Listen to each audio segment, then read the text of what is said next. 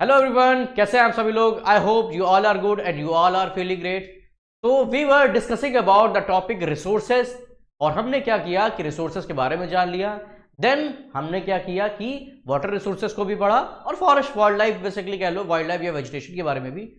Then अब क्या करने की बारी है कि अब हमें बात करनी है किसकी, एग्रीकल्चरल्स की। कि अभी तक क्या थे, ये भी सारे क्या है, हमने पूरा पूरा देखो जो बुक है हमारा, वो बेसिकली मेन फोकस किस पे कर रहा है कि व्हाट आर द रिसोर्सेज, मतलब कोई भी चीज होगी वो हमारे लिए काइंड ऑफ अ रिसोर्सेज कैसा काम कर रही है। तो इस चैप्टर में भी हमें वही समझना है कि रिसोर्सेज जो हम भी पढ़ते चले आए हैं, तो अब क्या है बेसिकली वो क्लासिफाइड होते चले आ रहे हैं, तो उन्हीं के बारे में बात करनी है इस चैप्टर के थ्रू। तो ये है थोड़ा सा ऐप के बारे में, आप देख सकते हो अगर तमाम सारी चीजें हैं। डाउनलोड करना चाहे बिल्कुल करिएगा डाउनलोड। और उसके बाद क्या है कि social science one shot series पड़ी है, आप चाहो तो इजीली एक्सेस कर सकते हो। बाकी फिर मैथ्स वगैरह का भी है, आप चाहो तो बिल्कुल देख सकते हो। क्लास 11 12 10th वगैरह सारी की सारी चीजें आपको यहाँ पे मिल जाएंगी। बाकी प्लान पूरा है कि अदर अकेडमिक वाले होंगे उन्हें भी शुरू करेंगे, बट ज्यादा टाइम को वेस्ट नहीं करेंगे, सीधे सीधे अपने टॉपिक पे आ जाएंगे। What are the agricultural products, क्या होते हैं एग्रीकल्चर से हमें क्या चीजें समझनी पड़ती हैं, वो सारी चीजें यहाँ पे हम देख लेंगे। तो भाई हमको ये पता है कि एग्रीकल्चर क्या होता है। हमारे इंडिया में हमारा जो इकोनॉमी है बेसिकली किस पे डिपेंडेंट है, आज भी कहीं ना कहीं एग्रीकल्चर पे ही डिपेंडेंट है। अब धीरे धीरे क्या है, हम कहीं ना कहीं मॉडर्नाइज हो रहे हैं, और सेकेंडरी सेक्टर हो गया, टर्शियरी सेक्टर हो गया, इन सब चीजों का भी कहीं ना कहीं कॉन्ट्रीब्यूशन हमें देखने को मिलता है। बट जैसे कोविड के टाइम पे क्या हुआ था, हमारा जो प्राइमरी सेक्टर था उसने ही कहीं ना कहीं हमारी इकोनॉमी को बूस्टअप किया, क्योंकि बाकी सारी चीजें सेकेंडरी सेक्टर थे और कहीं ना कहीं टर्शियरी सेक्टर थे, वो कहीं ना कहीं शट डाउन हो गए थे बेसिकली। तो बात होती है हमारे जो एग्रीकल्चर चीजें हैं, एग्रीकल्चर क्या होता है हमारा, हमने देखा कि कोई भी क्रॉप का प्रोडक्शन हो और कहीं ना कहीं वो क्या करेंगे, हमारी जो डेली नीड्स होगी उसको फुलफिल करते हैं। जैसे कि फूड जो है एसेंशियल नीड होती है ह्यूमंस की, तो कहीं ना कहीं उसी के बिहार पे हमें ये देखना है। तो India is an agriculturally important country. तो भाई एग्रीकल्चर के बेस पे अगर टर्म पे हम देखें तो हमारा जो इंडिया है कहीं ना कहीं इसी पर ही टिका हुआ है। Then about 2/3 of the population, कितनी भाई 2/3 ऑफ द टोटल पॉपुलेशन का कितना है, 2/3 के आसपास किस पे डिपेंड होगा, कहीं ना कहीं एग्रीकल्चर पे ही डिपेंड होगा। क्योंकि ऑब्वियस ही बात है, बहुत सारे लोग आज भी कहीं ना कहीं हमारी कंट्री में विलेज एरिया से जुड़े होते हैं, और कोई ना कोई जो आज के टाइम पे सिटीज वगैरह में कह सकते हो, वो भी कहीं ना कहीं गांव वगैरह से ही वो कहीं ना कहीं हमको देखने को आते मिलते हैं। और इसी के साथ क्या होता है, वो आज भी कहीं ना कहीं एग्रीकल्चर फील्ड हो गए, या फिर बेसिकली कह सकते हैं कि रिमोट एरियाज हो गए, विलेजेस एरिया हो गया, उनसे कनेक्टेड होता है। और विलेज बेसिकली इसीलिए इंपॉर्टेंट होते हैं, क्यों, क्योंकि वहां पे एग्रीकल्चर एक्टिविटी आज भी होती है। और एग्रीकल्चर नहीं होगा तो किसी कंट्री में भाई फूड सप्लाई कहाँ से होगा, और फूड सप्लाई नहीं होगा तो लोगों तक नीड्स कैसे उनकी फुलफिल होंगी। और फूड मतलब एनर्जी, जब लोगों के पास एनर्जी नहीं है तो लोग सर्वाइव कैसे करेंगे। तो सबसे बड़ी चीज इंपॉर्टेंट ये होती है कि लोगों को फूड कैसे मिल पा रहा है। अब हमेशा वो इंपोर्ट नहीं कर सकते। अब जैसे इक्वेटोरियल रीजन हो गया, ट्रॉपिकल रीजन हो गया, फिर मेडिटेरियन रीजन कह लो, या फिर बेसिकली हाई लैटिट्यूड रीजन कह सकते हो। तो हर पर्टिकुलर रीजन में क्लाइमेट डिसाइड करता है कि वहां पे कैसे टाइप की एग्रीकल्चर एक्टिविटी पॉसिबल हो सकती है। ठीक, तो agriculture is a primary activity. अगर हम इंडिया की बात करें तो पहले भी था और आज भी कहीं ना कहीं एग्रीकल्चर हमें प्राइमरी एक्टिविटी देखने को मिल जाती है। ठीक है, it provides most of the food we consume, मतलब जितना भी हमको फूड चाहिए होगा वो किससे मिलेगा, एग्रीकल्चर एक्टिविटी से मिलेगा।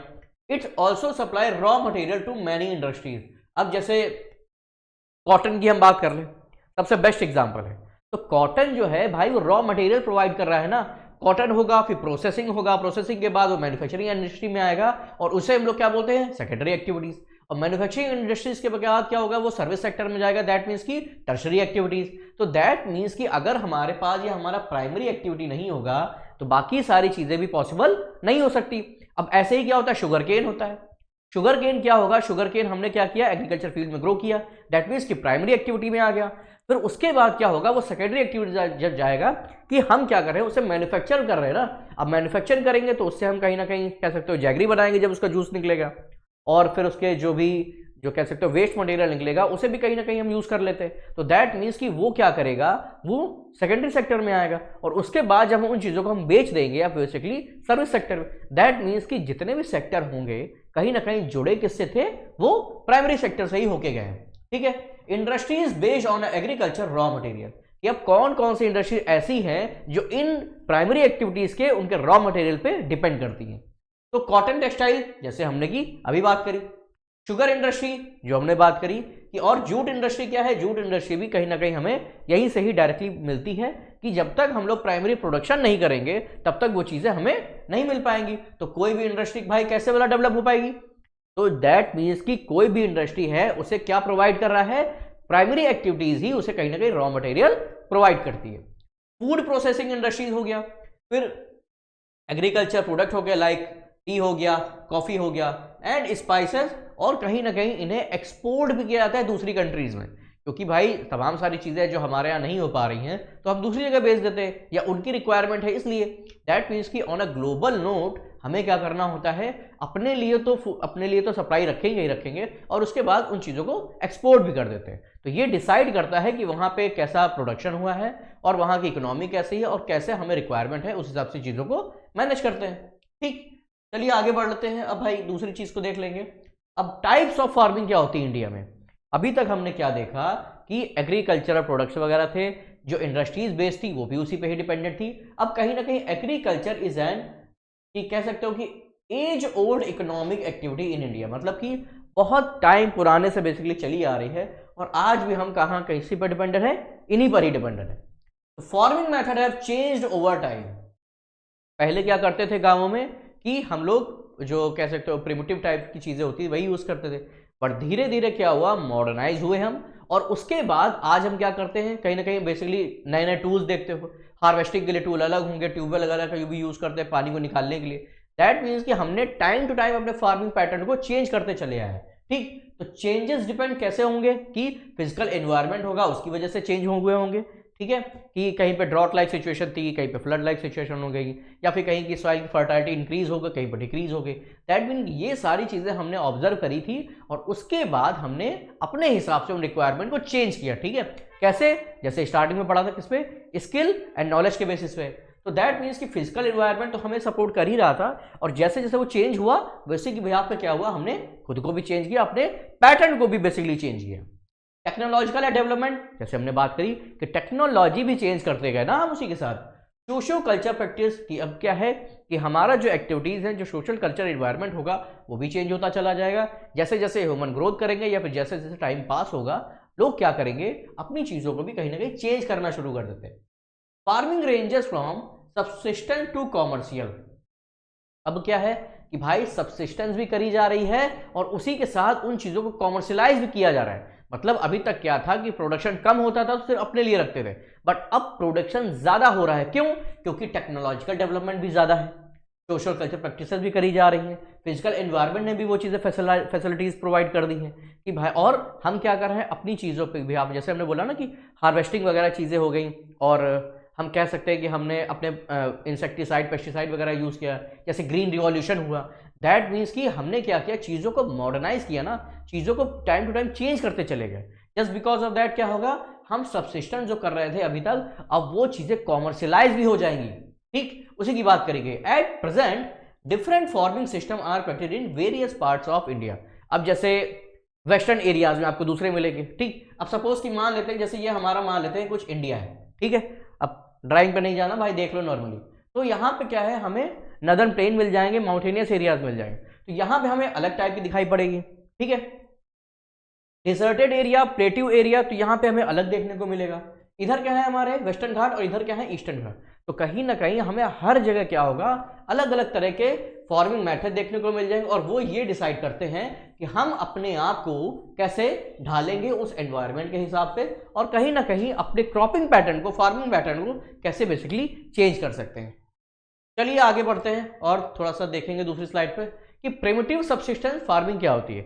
दैट मीन्स कि प्रिमिटिव से ही पता चल रहा है कि पुराने टाइम की बात हो रही है।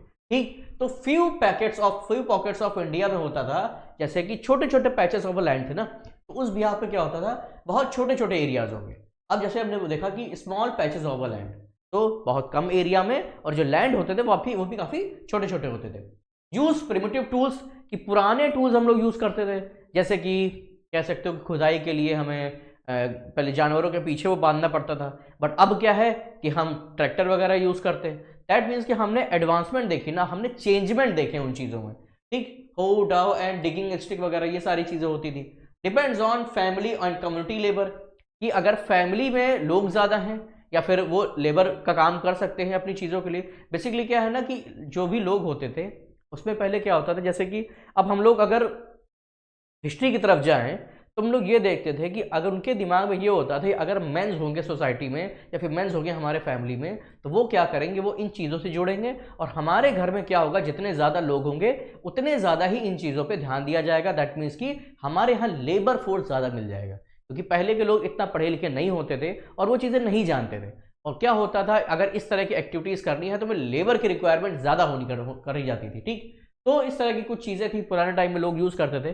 बट आज के टाइम में थिंकिंग चेंज हुई है, वे ऑफ लिविंग कह सकते हो वो चेंज हुआ है, टेक्नोलॉजिकल एडवांसमेंट हुआ है। तो ये सारी चीज़ें हमारी सोसाइटी को कहीं ना कहीं चेंज करती हैं।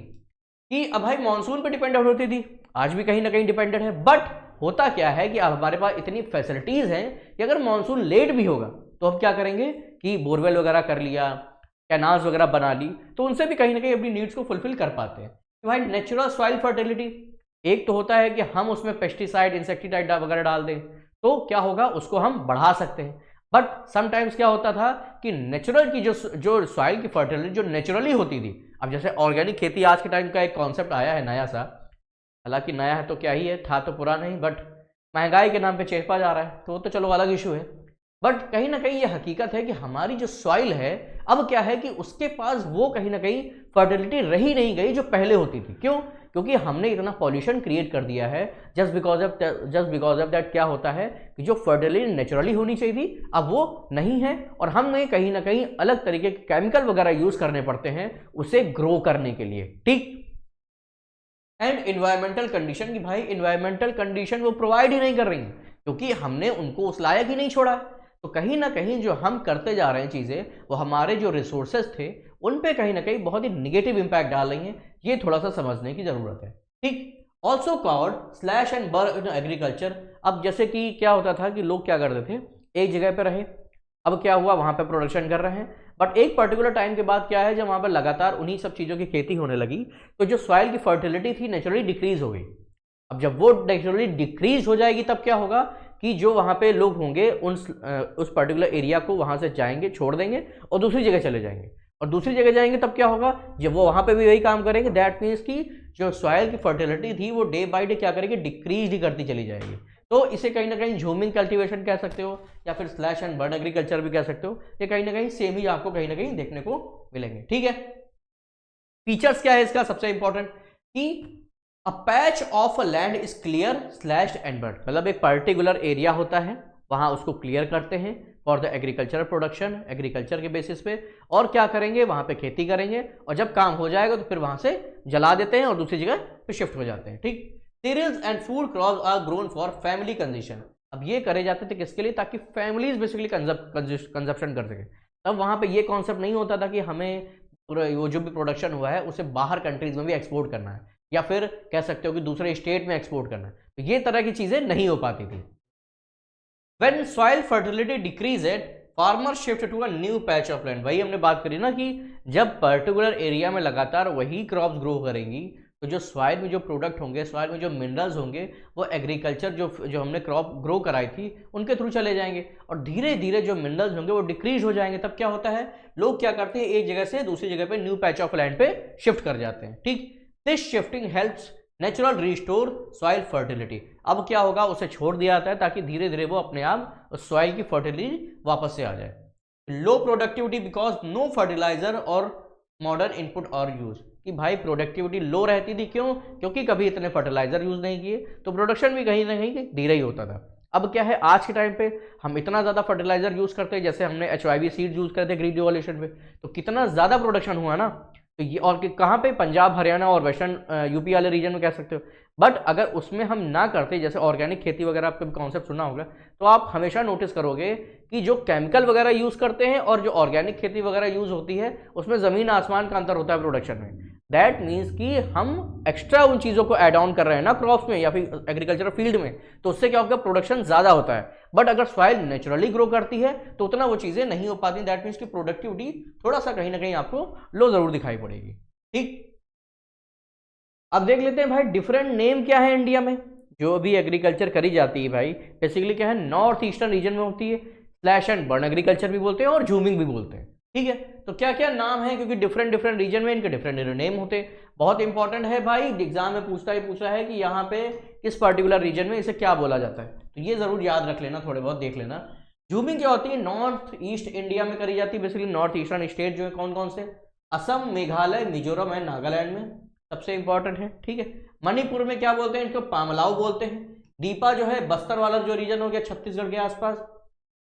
बेवार और दाहियावाल कहाँ बोलते हैं, एमपी में, ये याद रख लेना, ठीक है। सबसे ज्यादा इंपॉर्टेंट कहाँ है, यहाँ पे पूछ सकता है, ये वाला पूछ लेगा। आंध्रा में पूछ लेगा, कोडू पेंडा बोलते हैं आंध्र प्रदेश में, ठीक है। पामा डाबी, कोमान एंड बिंगा उड़ीसा, क्योंकि ये वाले जो रीजन है आज भी कहीं ना कहीं काफी पिछड़े हैं अगर देखोगे तो यहाँ पे ज्यादातर प्रैक्टिस करी जाती है और इंपॉर्टेंट भी है इनके नेम जानना, क्योंकि ज्यादातर यहीं भी पूछा जाएगा। वेस्टर्न घाट में किस नाम से जाना जाता है, कुमारी नाम से जाना जाता है, ये याद रखिएगा। राजस्थान में वॉल्ट्रे, ये देख लीजिएगा, वॉल्ट्रे वॉल्ट्रे जो भी कह सकते हो। साउथ ईस्टर्न राजस्थान, मतलब साउथ ईस्टर्न राजस्थान जो भी है आपका एरिया, आप देख सकते हो मैप में। हील जो है हिमालयन रीजन में, और कुरुआ इन झारखंड। बेसिकली ये जो रीजन है ये काफी पिछड़े हैं, तो यहाँ पे चांसेस ज्यादा होते हैं पूछने के, तो ये एक दो नाम आप जरूर याद रख लेना। अब अदर कंट्रीज में किस नाम से जाना जाता है ये भी देख लो। मिल्पा जो है मैक्सिको एंड सेंट्रल अमेरिका में, ये आपको देखने को मिल जाएगा। कोनुको वेनेजुएला वाला रीजन हो गया। रोका जो है ब्राजील में मानते हैं, काफी काफी इंपॉर्टेंट है ये नाम। मसोल सेंट्रल अफ्रीका वाले रीजन में है। लदांग इंडोनेशिया में होता है। रे वियतनाम, काफी इंपॉर्टेंट नेम है, ये याद जरूर रखिएगा, क्योंकि यहां पे आज भी इन एग्रीकल्चर प्रैक्टिस को यूज किया जाता है, ओके। अब बात कर लेंगे भाई इंटेंसिव सब्सिस्टेंस फार्मिंग की। ये क्या होता है इंटेंसिव सब्सिस्टेंस फार्मिंग की, भाई अभी तक सब्सिस्टेंस देख लिया, अब इंटेंसिव क्या है ये जान लो, ठीक। तो practice in areas with a high population pressure on land, उन रीजन में होगा जहां पॉपुलेशन का प्रेशर ज्यादा होगा उस पर्टिकुलर एरिया में, ठीक है। लेबर इंटेंसिव फार्मिंग होती है किस पे, लेबर ज्यादा रिक्वायरमेंट होगा, क्योंकि पॉपुलेशन ज्यादा है तो लेबर भी वहां इजीली हमें मिल जाएंगे। Uses high doses of biochemical input and irrigation, कि भाई केमिकल फर्टिलाइजर जो होते हैं ज्यादा यूज करे जाते हैं, और इरिगेशन के लिए भी हमें ज्यादा पानी चाहिए होगा। क्यों, क्योंकि वहां पे लोग ज्यादा है, लोग ज्यादा है तो उनके लिए एनर्जी चाहिए। एनर्जी कैसे फुलफिल होगी, फूड से, फूड का प्रोडक्शन ज्यादा करना पड़ेगा। अगर फूड का प्रोडक्शन ज्यादा करना है दैट मीन्स की लेबर भी ज्यादा चाहिए और पानी भी ज्यादा चाहिए, ठीक है।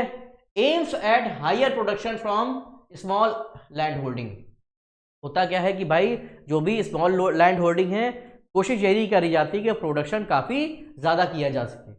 Land is divided due to right to inheritance making holding small, अब क्या है कि फैमिलीज के साइजेस क्या है काफी बड़े बड़े हैं, कि हो सकता 10 लोग भी होंगे, 5-6 भाई लोग होते हैं, तो उसमें क्या होगा लैंड होल्डिंग ज्यादा हमें बांटनी पड़ जाती है, तो उसकी वजह से कहीं ना कहीं थोड़ा प्रॉब्लम आती है। Farmers try to get maximum output due to lack of other livelihood, की मैक्सिमम आउटपुट की रिक्वायर्ड होती है और कहीं ना कहीं हमें करना ही पड़ता है just because of high population, okay. Result in heavy pressure on agricultural land, अब क्या है कि जब प्रोडक्शन ज्यादा हो रहा है तो एग्रीकल्चर प्रोडक्शन ज्यादा करना पड़ेगा, उसकी वजह से जो लैंड होगा उस पर क्या होता है प्रेशर ज्यादा पड़ता है।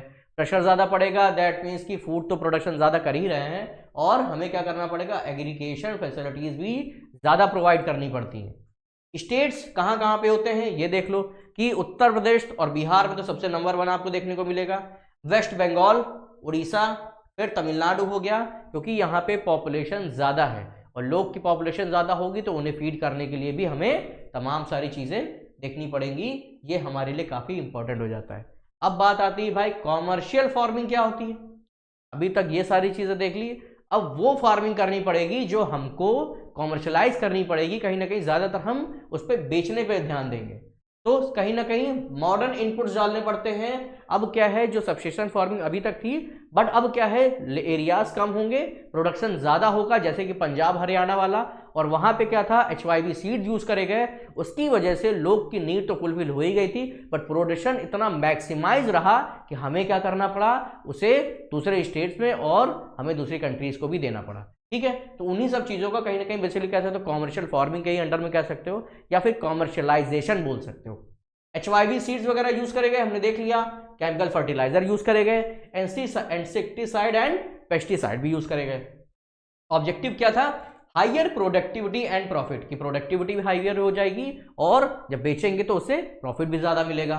Level of commercialisation varies by region, कि हर रीजन में वेरी करता था, कहीं पे प्रोडक्शन ज्यादा हुआ, कहीं पे production as compare to other region काफी कम हो गया।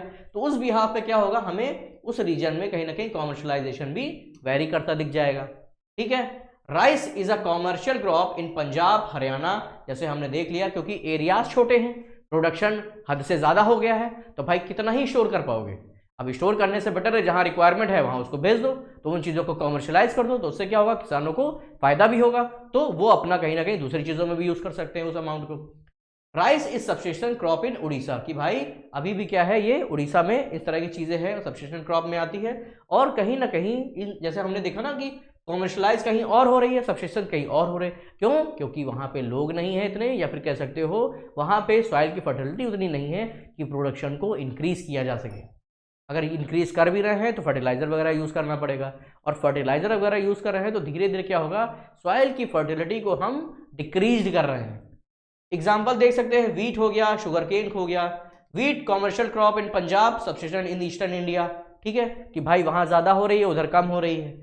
कॉमर्शियल इन महाराष्ट्र, सब्सिस्टेंस इन एल्सवेयर, कि भाई यहाँ पे प्रोडक्शन ज्यादा है ना, तो अब क्या है, अपनी नीड अपना तो भाई घर पे हमने सेव कर लिया, अब भैया बेच आओ जाके बाहर, तो ऐसा कुछ समझ सकते हो अगर समझना चाहो तो।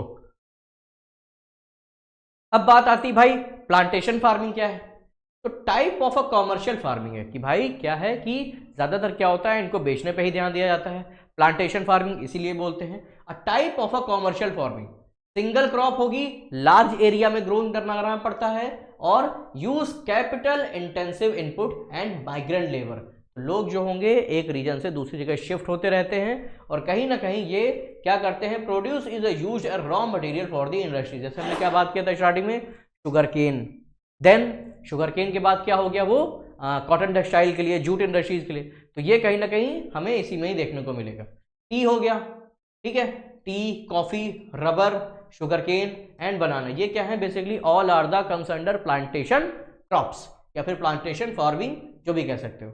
अब जैसे टी हमें पता है असम और नॉर्थ बंगाल में ज्यादा होती है, बेसिकली दार्जिलिंग वाला रीजन का अगर देखा जाए तो, ठीक है। कॉफी कर्नाटक में ज्यादा होती है, और कर्नाटक जो है हाईएस्ट प्रोडक्शन होता है यहाँ पे, हमें कॉफी का देख सकते हो। एक यहाँ पे सीवट कैट होती है, उसको देख लेना कभी अगर यूट्यूब पे टाइम मिले। बेसिकली क्या होता है, पूप जो होती है सीवट कैट की, उसकी वजह से वो बनती है। जब क्या होता है, फर्मेंटेशन होता है, जब वो कैट होती है उन बीज को, कॉफी बीज सीड्स को खा लेगी, उसके पेट में फर्मेंटेशन होता है, उसके बाद जब वो पूप करती है तो उसके बाद उसे क्या किया था, साफ किया जाता है, और काफी भाई हाई अमाउंट में बेची जाती है वो, ठीक है। तो ये देख सकते हो कहीं ना कहीं कि किस तरह की चीजें हमारे और भी पास देखने को मिलती है। रबर हो गया, शुगर केन हो गया, ये कहीं ना कहीं आपको प्लांटेशन फार्मिंग के अंदर में दिख जाता है। ओके भाई, क्रॉपिंग पैटर्न इंडिया में क्या है ये जानना बहुत जरूरी है, कि अभी तक क्या था, हमारा जो वेदर है या क्लाइमेट है वो ये हमें दे रहा है ना, कि भाई हमारा इतने टाइम में हम ये टेम्परेचर रखेंगे तो भैया ये उगा लो, उस टाइम पे हम ये टेम्परेचर रखेंगे, ठंडा रखेंगे तो तुम भाई इस तरह के क्रॉप उगा लेना, और इस टाइम क्या होगा, ट्रांजिशन पीरियड होगा, तो भाई आप इस तरह के जो भी कह सकते हो क्रॉप वगैरह उगाना है तो उगा सकते हो। तो ये सारी चीजें हमें कौन प्रोवाइड करता है, नेचर प्रोवाइड करता है, बट हम टेक्नोलॉजिकल एडवांसमेंट के थ्रू कहीं ना कहीं चीजों को घटा बढ़ा सकते हैं, बट उतना नहीं, थोड़ा बहुत कर सकते हैं, but not on a high scale. ठीक, तो उसी की बात है कि भाई क्रॉपिंग पैटर्न जो होगा कहीं ना कहीं चेंज होता रहता है हर time. India physical diversity and cultural variety, अब क्या है कि भाई अपने इंडिया में इतना ज़्यादा डाइवर्सिटी है ऑन अ फिजिकल बेसिस पे अगर देखोगे, और फिजिकल बेसिस पे ही डाइवर्सिटी हमें क्या दिखाती है, अदर टाइप ऑफ डाइवर्सिटी भी हमें देखने को उसी की वजह से मिलती है, कि भाई लोग कैसे कपड़े पहनेंगे, कैसे खाना खाएंगे, उसी भी यहाँ पे उनके क्या कस्टम्स होंगे, क्या रिचुअल्स होंगे, क्या और भी तमाम सारी जो भी चीज़ें, तो कहीं ना कहीं एक सोसाइटी जो होती है, एक कल्चर जो होता है लोगों का, वो वहाँ का वेदर जो होता है, वहाँ का बेसिकली क्लाइमेट अगर बेसिकली देखा जाए तो वेदर और क्लाइमेट में भी बहुत डिफरेंस होता है भाई, ऐसा मत सोचना। क्लाइमेट होता है long period of a time, weather जो होता है short period of a time के लिए, तो क्लाइमेट डिसाइड करता है कि लोग वहाँ पे कैसे रहेंगे, क्या खाएंगे, क्या पहनेंगे। ठीक, different type of food crop, fibre crop, fruits, vegetable and spices comes under की क्रॉपिंग पैटर्न जो होता है। अब क्या होगा, ये इसी में डिसाइड करेगा कि कौन कौन से हमें फूड क्रॉप्स कैसे करने हैं, फाइबर क्रॉप करनी है, कि फ्रूट्स ग्रो कराना है, जैसे मेडिटेरेनियन रीजन कह सकते हो, वेजिटेबल्स उगाने हैं कि स्पाइसेस उगाने हैं। अब जैसे मटर की खेती होती है अपने इंडिया में देखोगे तो ज़्यादातर एरिया में मटर जो होता है हमें विंटर्स में दिखाई पड़ता है, समर्स में भी कहीं ना कहीं होता है बट उतना नहीं होता है, क्योंकि अब जैसे ग्रीन वैली तो आपने सुना होगा, ग्रीन वैली मटर सबने खाया भी होगा, दैट मीन्स कि होगा बट उतना नहीं, ऑन कह सकते हो कि हाई स्केल पे नहीं, छोटा बहुत कहीं ना कहीं देखने को मिलेगा।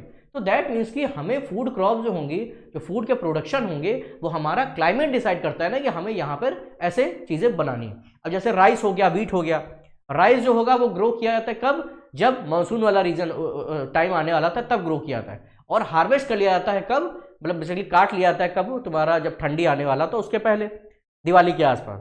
फिर उसके बाद क्या होगा कि हमें व्हीट मतलब ग्रो कराना है ना, तो दैट मीन्स कि हमारा क्लाइमेट ही ये डिसाइड कर रहा है कि हमें कब कौन सी क्रॉप को लगाना है, कि भाई क्लाइमेट अलाउ नहीं करेगा तो आप नहीं कर पाओगे। बट बहुत सारे रीजन ऐसे भी होते हैं जहाँ वो सुटेबल क्लाइमेट होगा, तो उस बिहार पे हम वहाँ पे उगा भी सकते हैं। जैसे कोस्टल प्लेन है, पश्चिम बंगाल वाला रीजन है, छत्तीसगढ़ हो गया, छत्तीसगढ़ में तो उतना ज़्यादा नहीं, लेकिन उड़ीसा वगैरह वाला जो रीजन है, यहाँ पे तमिलनाडु का हो गया, तो यहाँ पर ज़्यादातर क्या होता है कि जो चावल की खेती है वो ज़्यादातर तीनों ही सीजन में बेसिकली कह सकते हो, अगर रबी क्रॉप, खरीफ क्रॉप, जायद क्रॉप को अगर हटा दे तो बेसिकली तीनों सीजन में ही उसी खेती करी जाती है। ओके, रबी क्रॉप देख लें भाई क्या होता है, शोइंग टाइम क्या होता है रबी क्रॉप का, अक्टूबर से दिसंबर, बेसिकली विंटर की बात हो रही है, ठीक है। हार्वेस्टिंग टाइम और फिर अप्रैल से जून के बाद, अप्रैल से जून में यह हार्वेस्ट कर लिया जाएगा। मेजर क्रॉप्स कौन सी होती हैं, व्हीट, बार्ले, पीस और ग्राम। अभी देखा ना कि भाई अब क्या है कि हर चीज में मटर मिल रही होगी घर पे इस टाइम, फिर व्हीट इसी टाइम पे होगा, बट स्टोर किया जाता है तो हम लोग पूरे टाइम साल के साल रोटी वगैरह बनवाते हैं या फिर बनाते तो क्या ही होगी। फिर मेजर प्रोड्यूसिंग स्टेट्स की अगर बात करें तो कौन कौन से होंगे भाई, पंजाब, हरियाणा, हिमाचल, जम्मू, पंजाब वाला रीजन हो गया, ए भाई क्या, पंजाब, हरियाणा, हिमाचल, जम्मू कश्मीर, उत्तराखंड एंड उत्तर प्रदेश, ये हमें इस रीजन में ज़्यादा देखने को मिलते हैं। Western rainfall from western temperate cyclone की वजह से थोड़ा सा कंडीशन को और फेवरेबल बना देती है। ग्रीन रिवॉल्यूशन हमने बात कर लिया भाई, पंजाब का रीजन, हरियाणा का region, western UP and Rajasthan, यहाँ पे इन चीज़ों को हमें ज़्यादा देखने को मिला था जब कहीं ना कहीं हमने देखा कि ग्रीन रिवॉल्यूशन हमारे यहाँ आ चुका है, ठीक है। अब खरीफ क्रॉप क्या होती है भाई, ये थोड़ा सा देख लो, अभी तो राबी देख लिया, अब क्या है खरीफ क्रॉप, ये थोड़ा सा जान लेते हैं। Shown with onset of monsoon, की भाई जब मानसून आने वाला होता है उसी के आसपास कहीं ना कहीं ये शो करी जाती है।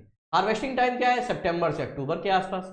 मेजर क्रॉप्स क्या क्या शो करी जाएंगी, पैडी, मेज, ज्वार एंड बाजरा। फिर तूर दाल वगैरह कह सकते हो, तूर जैसे उड़द की दाल बोलते हैं ना, मूंग, तूर मतलब अरहर की दाल बेसिकली, उड़द की दाल हो गई, मूंग की दाल हो गई, कौन सी चाहिए 1 किलो बांध देता हूँ भाई सबके लिए। फिर कॉटन हो गया, जूट हो गया, ग्राउंड नट एंड सोयाबीन, ये सारे बेसिकली क्या है मेजर क्रॉप्स है हमारे इस पर्टिकुलर सीजन के, ठीक है।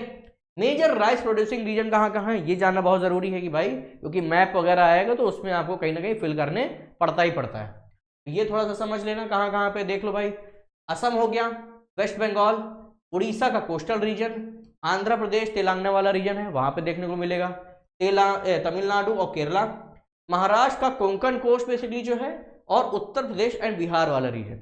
यहाँ पे क्या होता है पैडी वगैरह काफी ज्यादा है। Paddy is now also important in Punjab and Haryana, यहाँ पे तो भाई है ही इंपॉर्टेंट, और यहीं से ही HYV सीड्स आए थे, उसकी बिहाफ पे हमारा क्या था कि ग्रीन रिवॉल्यूशन में भी पॉसिबल हो पाया।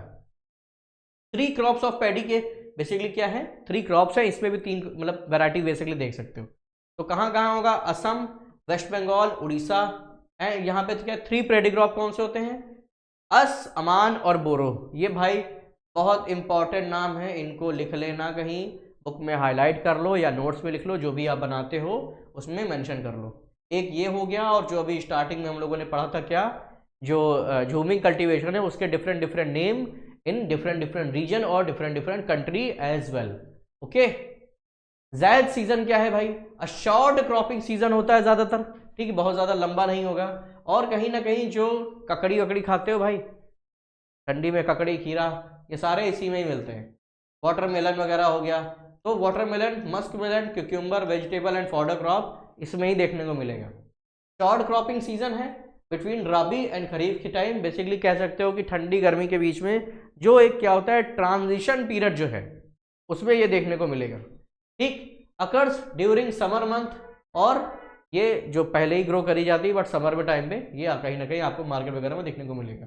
शुगर केन टेक्स अबाउट 1 साल लेता है भैया ये ग्रो करने के लिए, काफ़ी ज़्यादा टाइम है इसके लिए पास, और एक बार लगा दोगे तो कहीं ना कहीं थोड़ा टाइम इसको ज़्यादा देना पड़ेगा, और भाई इरिगेशन भी ज़्यादा रिक्वायरमेंट है इसके लिए। Okay, major crops of a soil क्या है भाई, क्रॉप किस पे डिपेंड होगी, soil climate and farming practices पे, कि भाई सॉइल ही तो डिसाइड कर रही है ना सारी चीज। अभी लास्ट टाइम पे क्या पढ़ा कि फर्स्ट चैप्टर में ही पढ़ा था ना रिसोर्सेज में, कि सॉइल पैटर्न अगर है, सॉइल फर्टाइल है तो वो हर चीज के लिए प्रोडक्शन करेगी ना, क्रॉप्स उस पर अच्छे होंगे, वेजिटेशन कवर अच्छा होगा, दैट मीन्स कि सॉइल ही अगर बेटर नहीं है तो कोई चीज़ वहाँ पे पॉसिबल नहीं हो पाएगी। ठीक है, क्लाइमेट समझ लिया कि क्लाइमेट ही तो सारी चीज़ें प्रोवाइड कर रहा है ना, कि ठंडा क्लाइमेट है, गर्म क्लाइमेट है, तो वहाँ पे कैसा डिसाइड होगा।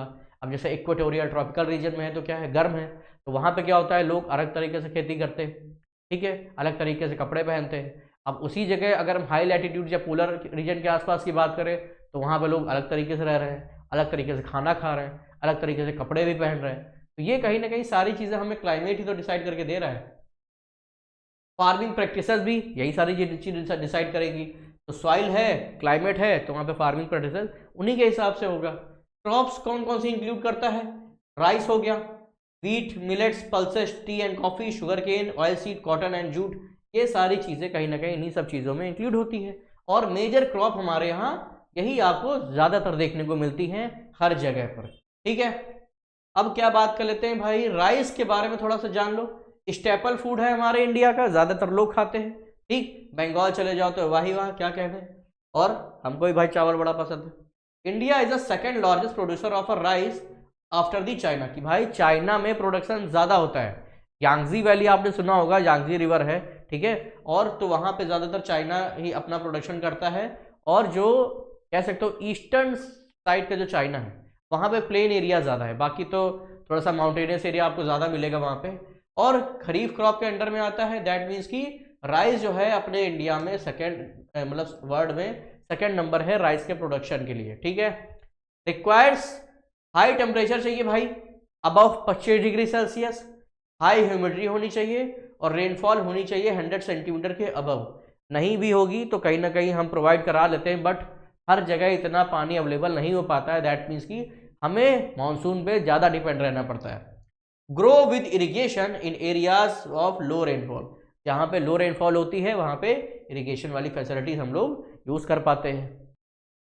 अब भाई आगे बढ़ लो, फिर राइस के बारे में थोड़ा सा जान लेंगे, क्या क्या चीज़ें हैं मेजर अभी देख लिया हम लोगों ने, कहाँ बेसिकली ग्रो हो रहा है, क्या क्या चीज़ें चाहिए, और कुछ इंपॉर्टेंट चीज़ें थोड़ा सा जल्दी से देख लेंगे।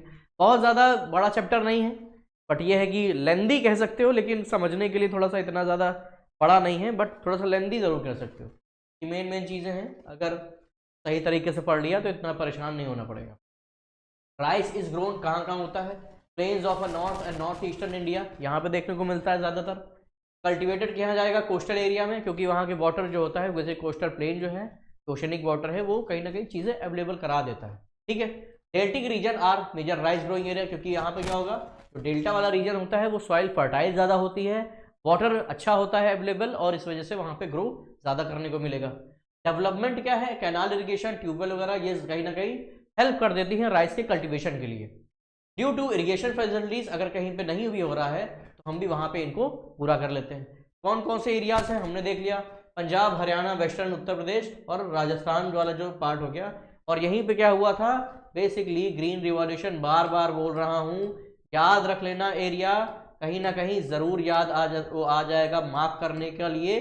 और अगर ये पता होगा तो आप आसानी से ये बता सकते हो कि राइस के मेजर प्रोड्यूसिंग एरियाज कौन कौन से हैं। ठीक, नेक्स्ट, तो चलो भाई अब थोड़ा सा मैप सेक्शन देख लेंगे कि मैप हम क्या क्या चीजें देख सकते हैं। कि एक जो है हमारे पास राइस के रिगार्डिंग पूरा दिया हुआ है कि राइस के लिए कौन सा होना चाहिए, और दूसरा दिया है हमारे पास कि व्हीट के रिगार्डिंग कौन कौन से एरियाज हमारे पास जो मेजर डिस्ट्रीब्यूशन है ऑल अराउंड दी इंडिया, उसकी बात करेंगे। ठीक, तो जैसे ये हो गया राइस, तो ये राइस प्रोड्यूसिंग जो स्टेट है ये आप देख सकते हो कि कोस्टल रीजन तो है ही, और साथ के साथ जो हमारा ईस्टर्न इंडिया है वहां पर भी होंगे, और बेसिकली जो प्लेन एरिया अगर की बात करें तो वहां पे वो चीजें ज्यादा है। और वीट की बात करें तो पंजाब हरियाणा ये वाला जो रीजन था, और जो कि हम पहले ही देख चुके थे, ये यहाँ पे क्या चीजें थी, ग्रीन रिवॉल्यूशन यहीं से ही इमर्ज हुआ था। ओके, तो मूव करते हैं अपनी दूसरी स्लाइड पे। थोड़ा सा है मैप सेक्शन, आप एक बार चेक कर लो, तमाम सारी चीजें बेटर होती समझने के लिए, ये जरूरी रहेगा आपके लिए। वीट क्या है, वीट के बारे में जान लेंगे कि भाई सेकेंड मोस्ट इंपॉर्टेंट क्रॉप है हमारे इंडिया में, है ना, कि अगर हम एकदम देखें कि हमारे फूड के लिए काफी इंपॉर्टेंट रोल प्ले करता है ना, तो मोस्ट इंपॉर्टेंट सीरियल क्रॉप है कौन सी इंडिया में, क्या है, और इसे मेन फ्रूट क्रॉप भी होते हैं कि हर जगह घर में आपको चपाती कहीं ना कहीं देखने को मिलेगी ही मिलेगी।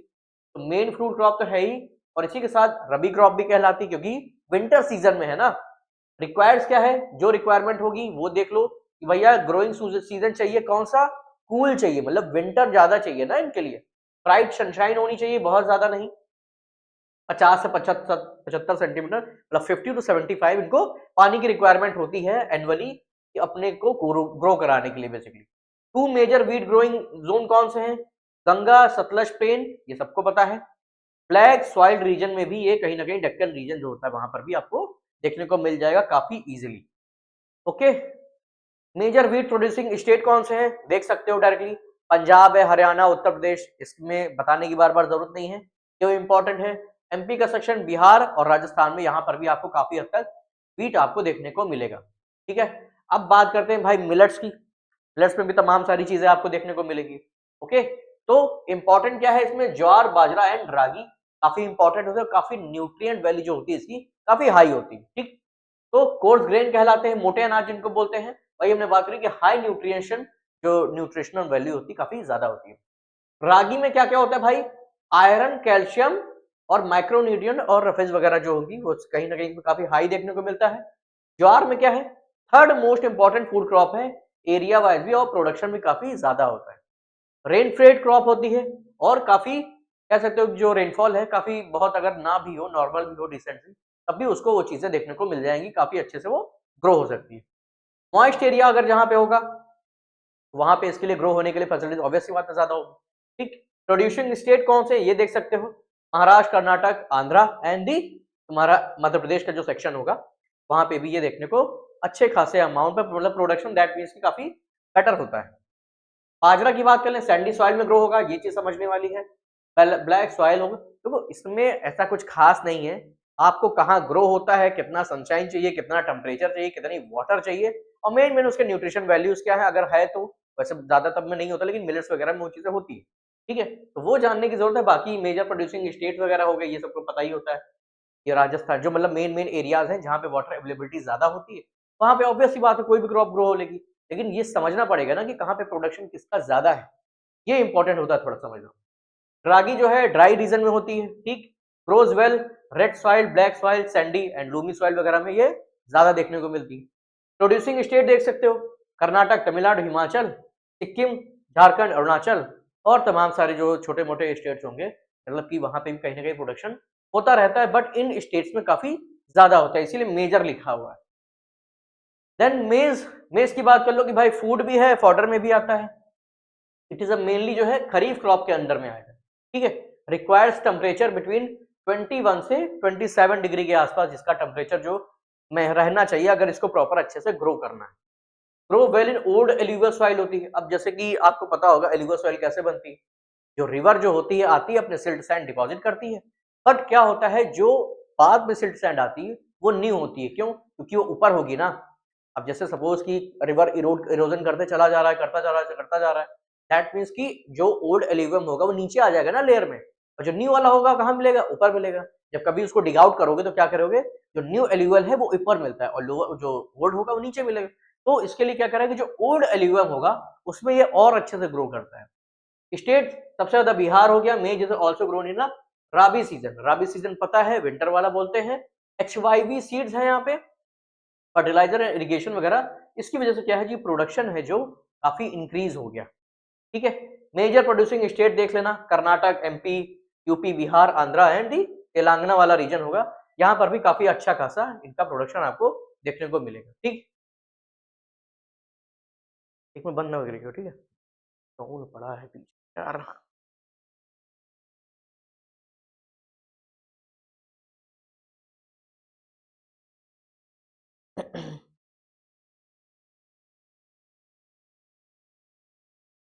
चलिए चार्जिंग लगा दीजिए खाली हो तो।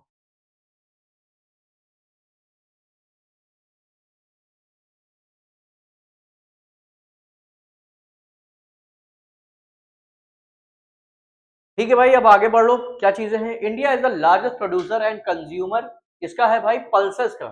भाई सबको पता है ना कि हर जगह आपको पल्सेस देखने को मिल जाएंगी अपने इंडिया में, और काफी इंपॉर्टेंट होते हैं हमारे फूड साइकिल में, क्योंकि ज्यादातर जो हम प्रोटीन वगैरह, अगर आप वेज वगैरह हो या नॉन वेज हो, सबको पता जरूर होता है कि जो प्रोटीन होता है ज्यादातर कहीं ना कहीं, अगर वेजिटेरियन डाइट है तो पल्सेस में देखने को मिल जाएगा पूरे वर्ल्ड में। ठीक है, मेजर सोर्स होते हैं प्रोटीन की, वही हमने बात कर लिया कि वेजिटेरियन डाइट अगर है तो ज्यादातर इन चीजों से मिल जाता है। पल्सेस मेन मेन से कौन है? तूर हो गई, उड़द हो गई, जिसको अरहर भी बोलते हो, येलो येलो वाली काफी टेस्टी होती, खाते होगे बढ़िया। उड़द, मूंग, मसूर, पीस, ग्राम, चिकपी भी जिसको बोलते हैं। सीजन वाइज क्लासिफिकेशन होता है इसका। खरीफ पल्सेस भी होती हैं और राबी पल्सेस भी होती है, मतलब अलग अलग सीजन में वो देखने को मिलेगी। खरीफ पल्सेस में तूर, उड़द और मूंग आ जाएगा। राबी पल्सेस में मसूर, पीस और ग्राम आ जाती है। तो ये दैट मीन्स कि अलग अलग सीजन हमें पता है ना, जैसे विंटर सीजन है, समर सीजन है, तो हमें वहां पे अलग अलग तरीके से देखने को मिलती है। Then India is the largest, हमने देख लिया वाली साइड। पल्सेस रिक्वायर लेस मॉइस्चर चाहिए भाई उनको, मतलब ज्यादातर जो मॉइस्चर होगा उतना, जैसे कि अदर क्रॉप को चाहिए ना, राइस को भी चाहिए, वीट को भी चाहिए, बट इनको उतना ज्यादा रिक्वायरमेंट नहीं होता है। ठीक है, और क्या होता है कि लेगुमिनस क्रॉप भी कहलाती है। ठीक, और नाइट्रोजन फिक्सेशन भी हो जाता है सॉइल में इनकी वजह से, कि इसीलिए बोलते हैं ना रोटेट करके लगानी चाहिए। जो अगर कोई फील्ड है तो वहां पे अगर हम दालों को, पल्सेस को यूज करेंगे तो उनसे जो सॉइल की फर्टिलिटी होगी ना, वो मतलब इंक्रीज होती रहती है। सॉइल में जो सबसे इंपॉर्टेंट होता है एनपीके होता है, आपको पता होगा। ठीक, तो नहीं पता है तो नाइट्रोजन, फॉस्फोरस, पोटेशियम वगैरह चीजें होती हैं। तो ये चीजें क्या होती हैं, फिक्स करती हैं हमारे जो सॉइल की फर्टिलिटी होगी, जो नाइट्रोजन की रिक्वायरमेंट होती है उसे फिल करती है। इंप्रूव सॉइल फर्टिलिटी, वही हमने बात करी।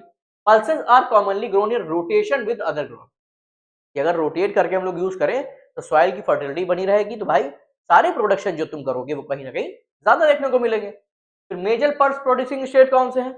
एमपी, राजस्थान, महाराष्ट्र, उत्तर प्रदेश, कर्नाटक वाले जो रीजन में, यहाँ पे पल्सेस का जो प्रोडक्शन होगा काफी ज्यादा होता है, और यहीं से फिर एक्सपोर्ट किए जाते हैं दूसरी जगह पे। शुगर केन की बात कर लें कि शुगर केन जो है हमें कहीं ना कहीं रॉ मटेरियल भी प्रोवाइड करता है, और दूसरे तरीके भी हम लोग आज के टाइम में इन चीजों को यूज कर पाते हैं, कि भाई जैगरी वगैरह तो बनाएंगे ही, शुगर केन से जूस वगैरह तो मिलेगा ही मिलेगा, शुगर इंडस्ट्रीज भी चलती है। लेकिन आज के टाइम पे जो उसका रॉ मटेरियल है, जो मतलब वेस्ट मटेरियल हो जाता है, उससे भी कहीं ना कहीं बहुत सारी चीजें बनती है। तो फूड क्रॉप अदर देन दी ग्रेन्स क्रॉप की अगर बात कर लें कि भाई उनसे भी अलग है, कौन कौन से रीजन है? ट्रॉपिकल है और सब ट्रॉपिकल क्रॉप भी कहलाती है। अपने यहाँ अगर वर्ल्ड की हम बात करें तो क्यूबा में भी होता है अच्छा खासा, और ब्राजील में भी ज्यादातर होता है, और शुगर केन यूपी में और महाराष्ट्र में काफी ज्यादा होता है। ठीक, क्लाइमेटिक रिक्वायरमेंट क्या है? 21 डिग्री से 27 डिग्री के आसपास इसको मतलब टेम्परेचर वेरी करना चाहिए। ठीक है, 75 से 100 सेंटीमीटर रेनफॉल, कि अगर भाई इससे कम रेनफॉल हुई तो भी नहीं होगा, 100 से ज्यादा हुई तो भी नहीं होगा। अगर कम रेनफॉल हुई तो इरिगेशन वगैरह फैसिलिटीज प्रोवाइड, मतलब मोर और लेस अगर बात करें तो भाई जो सॉइल है इसके लिए अगर ग्रो कराना है तो इतना तो पानी उसको दे ही दो, अदरवाइज वो ग्रो नहीं कर पाएगा। Irrigation is needed in areas with low rainfall, वही जहां रेनफॉल कम है तो वहां पे इरिगेट कर लो। Different different variety of soil होगी, वहां पे भी ग्रो हो सकता है। It can grow on a variety of a soil. Sugar cane cultivation require intensive manual labour चाहिए भाई इसके लिए, मतलब जो लेबर का चाहिए वो कहीं ना कहीं ज्यादा उनको अमाउंट में चाहिए ना, तभी वो कहीं ना कहीं हार्वेस्ट कर पाएगा और बोया भी जा पाएगा। सेकंड लार्जेस्ट प्रोडक्शन होता है हमारे इंडिया में शुगर केन के लिए, कह सकते हो। पहला कहाँ है? ब्राजील है। ठीक है, लिखा भी हुआ है, देख लेना। तो ये हैं हमारे कुछ इंपॉर्टेंट क्रॉप, और मेन सोर्स है किसके? शुगर वगैरह अभी हमने बात किया, जैगरी हो गया, फैंसियन, मोलासिस, ये सारी चीजें इससे मिल जाएंगी। Major producing state UP, Maharashtra, Karnataka, Tamil, Andhra Pradesh, Bihar, Punjab, Telangana and Haryana. यहाँ पर ज्यादातर अमाउंट में क्या होगा हमको देखने को मिल जाएगा? क्या? Sugar cane. Sugar cane industry ज्यादातर कहाँ पे मिल जाएंगी? यूपी में, महाराष्ट्र में, कर्नाटक, तमिलनाडु, आंध्र। तो ये सारे जो रीजन में कहीं ना कहीं इंडस्ट्रीज वगैरह यहीं पर ही देखने को मिलती है। अब भाई बात आती है ऑयल सीड्स की। ऑयल सीड भी इंपॉर्टेंट है ना, कि जो तेल वगैरह निकलता है, जैसे जो खाने वगैरह में यूज करते हैं हम लोग तमाम सारी चीजों में, भाई आता कहाँ से? इन्हीं सब चीजों से आएगा। तो सेकंड लार्जेस्ट प्रोड्यूसर है ग्राउंड नट का आफ्टर द चाइना। ठीक, क्योंकि मूंगफली का तेल काफी फेमस है, आप लोग जानते हो, और तमाम सारी चीजों में यूज भी किया जाता है। थर्ड लार्जेस्ट प्रोड्यूसर है किसका? रेप सीड्स का।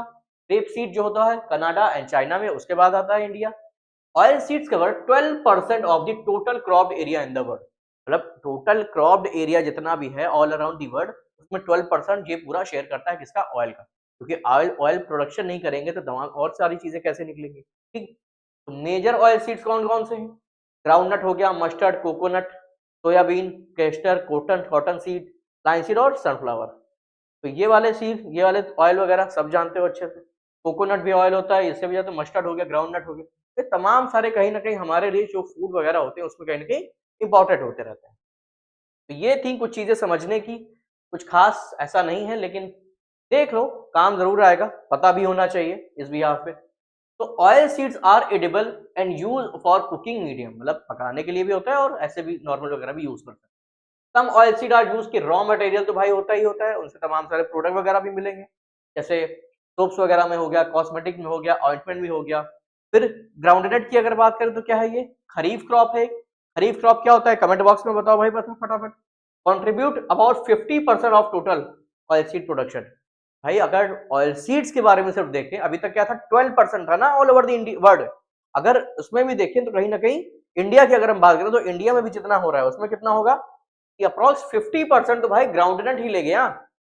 इतना ज्यादा एरिया है, जैसे गुजरात हो गया, बिहार हो गया, यूपी का पोर्शन हो गया, तो यहाँ पे ज्यादा होता है ग्राउंडनट। ठीक है। फिर 2019 और 20 का डेटा अगर देखोगे तो गुजरात, राजस्थान, गुजरात सबसे लार्जेस्ट था, फिर राजस्थान और तमिलनाडु का। तो डेटा पुराना है, 5-6 साल पहले का है, लेकिन अगर देखा जाए तो बिहार वगैरह में, राजस्थान वगैरह में, और सबसे ज्यादा तो गुजरात में होता ही होता है, यूपी में भी काफी हद तक होता है। ठीक है। कहीं ना कहीं इम्पोर्ट एक्सपोर्टेशन वगैरह चलती रहती हैं चीजें। तो ये है कुछ चीजें।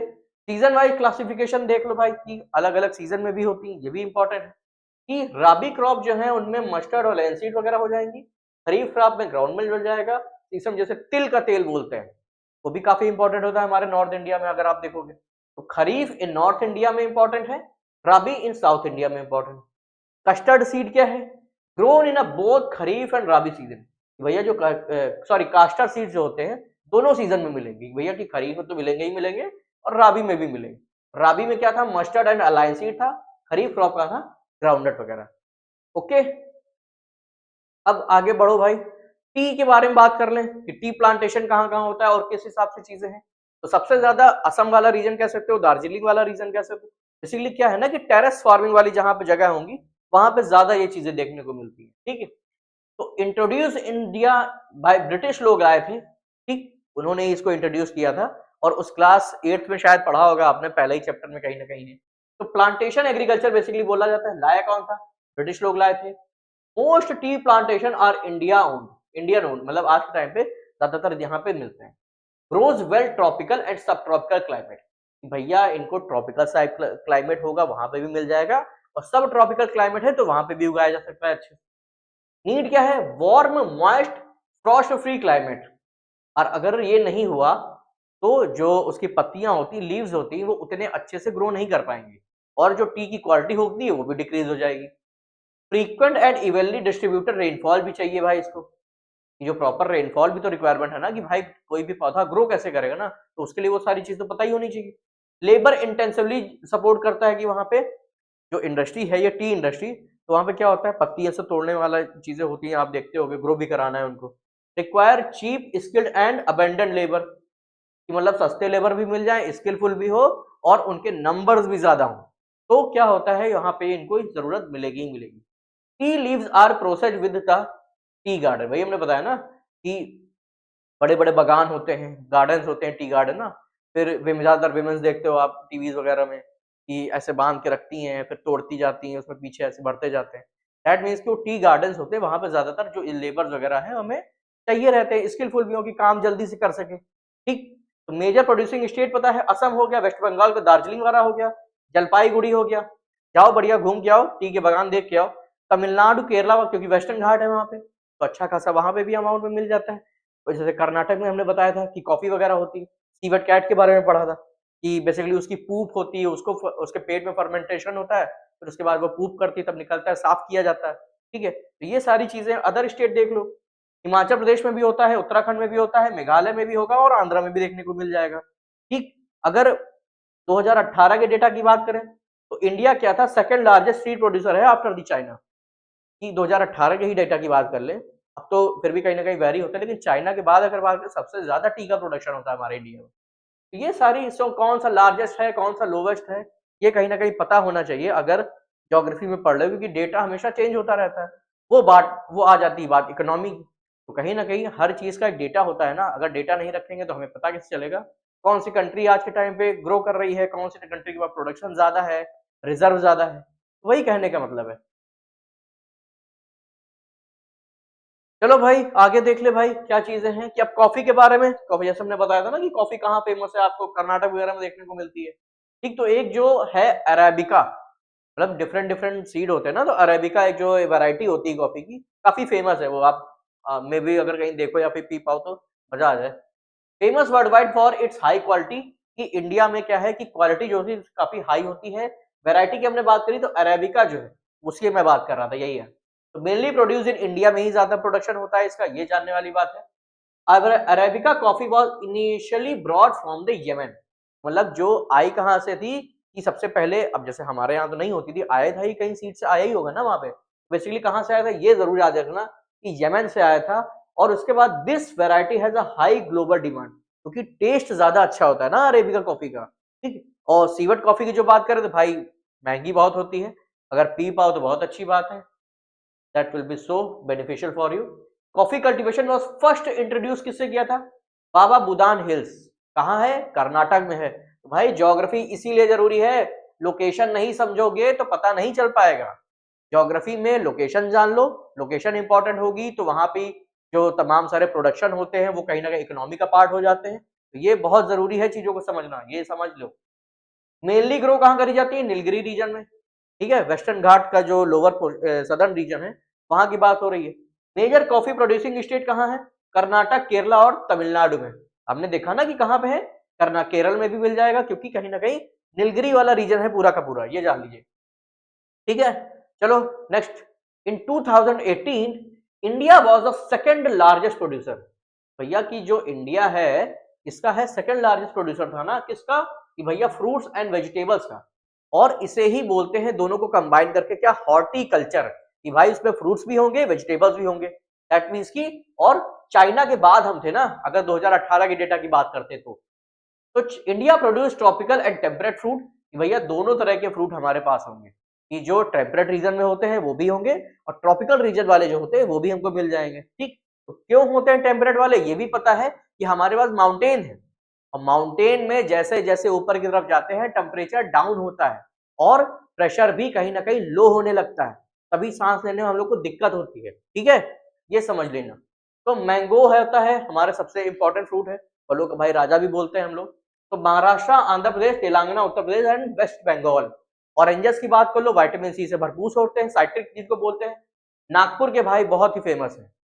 ऑरेंजेस की अगर बात करो, नागपुर के जो ऑरेंजेस होते हैं भाई बहुत ही ज्यादा फेमस होते हैं all over the India. Cherrapunji Meghalaya वाला रीजन। बनानास के लिए केरला, मिजोरम, महाराष्ट्र एंड तमिलनाडु। लीची गुआवा की बात कर लो तो उत्तर प्रदेश और बिहार वाला रीजन जो होता है, यहाँ पे आपको जो गुआवा होगा वो बहुत ज्यादा अच्छा मिलेगा, टेस्टी टेस्टी। पाइनएप्पल मेघालय में ज्यादातर देखने को मिलेगा। ग्रेप्स आंध्र प्रदेश, तेलंगाना और महाराष्ट्र। एप्पल की बात कर लो तो भाई एप्पल, पियर्स, एप्रिकॉट, वॉलनट ये कहाँ होते हैं? जम्मू कश्मीर वगैरह में देखने को मिलते हैं, क्योंकि ये टेम्परेट वाले हैं ना। Indian fruits high demand world wide. कि भैया जो हमारे यहाँ फ्रूट्स होते हैं उनकी all over the world demand है, इसीलिए प्रोडक्शन ज्यादा किया जाता है, और प्रोडक्शन ज्यादा करने के बाद अपने लिए तो यूज ही करते हैं और उसके बाद एक्सपोर्ट भी कर देते हैं। तो इसी वजह से कहीं ना कहीं उनकी जो न्यूट्रिशन वैल्यू है वो भी अच्छी होती है, और खाया करो बहुत जरूरी होता है, मैं भी खाऊंगा। ठीक है, अब बात कर लेते हैं फाइबर क्रॉप पे भी आ जाए। अब जैसे ये चीजें हम लोगों ने देख ली कि अब पहले टी हमने देख लिया। ठीक, टी के बाद क्या देख लिया? कॉफी देख लिया। कॉफी के बाद भाई फ्रूट्स वगैरह भी देख लिए। तो अब बात आती है, ये देख लो जैसे एप्रिकॉट, एप्पल, पॉमग्रेनेट, मतलब हर तरह के हम लोग के पास क्या है, फ्रूट्स वगैरह देखने को मिल जाते हैं। बेसिकली क्रॉप वगैरह जितनी भी है कहीं ना कहीं हमारे इंडिया में मोर और लेस होती ही होती है। अब जो कह सकते हो कि फाइबर क्रॉप होती है, हमारे लिए वो भी काफी इंपॉर्टेंट है कि हम क्या कर रहे हैं, उन फाइबर क्रॉप से तमाम सारी चीजों को अदर तरीके से भी यूज करते हैं। जैसे कॉटन हो गया इंडस्ट्रीज वगैरह के लिए, ठीक है, फाइबर क्रॉप में जाता है। फिर उसके बाद जूट की बात कर लें अगर, तो ये कहीं ना कहीं हमारे लिए बहुत इंपॉर्टेंट। रबर की बात कर ले, रबर ही पढ़ना है इसमें तो। अब सर रिबर इक्वेटोरियल क्रॉप होती है क्योंकि यहाँ पे जो इक्वेटोरियल रीजन होगा वहां पे रबर का प्रोडक्शन ज्यादा होता है, क्योंकि रबर के ट्री को पानी की रिक्वायरमेंट ज्यादा होती है, ठीक है। ट्रॉपिकल एंड सब ट्रॉपिकल रीजन में मिल जाएगा। ट्रॉपिकल रीजन और सब ट्रॉपिकल रीजन और इक्वेटोरियल रीजन में होता ही होता है। दैट मीन्स की मोर और लेस अगर देखोगे तो कहीं ना कहीं हर जगह मिल जाएगा। अगर और इस कंडीशन की बात करें, इरिगेशन फैसिलिटीज अगर प्रोवाइड कर देंगे तो वहां पर भी हम लोग उगा सकेंगे। बट कहाँ की मेजर क्रॉप है, इक्वेटोरियल रीजन की, ये जरूर याद रख लो। टेम्परेचर क्या चाहिए, हॉट चाहिए, और हॉट होगा तो मॉइस्ट भी होगा, क्योंकि इक्वेटोरियल रीजन में क्या होता है, रेनफॉल ज्यादा होती है और उसकी वजह से क्या होगा, ह्यूमिडिटी बनी रहती है, ठीक है। वही हमने बात करी ना, ह्यूमिड क्लाइमेट। रेनफॉल की बात करें तो 200 सेंटीमीटर से अबव होगी। सारी की सारी चीजें किस पे डिपेंड है, क्लाइमेट पे डिपेंड है ना। वहां पे सनशाइन कितना होगा ये डिसाइड करता है कि वहां पे क्लाइमेट कैसा होगा। तो ये सारी की सारी किस पे डिपेंडेंट है, अर्थ के कर्वेचर पे।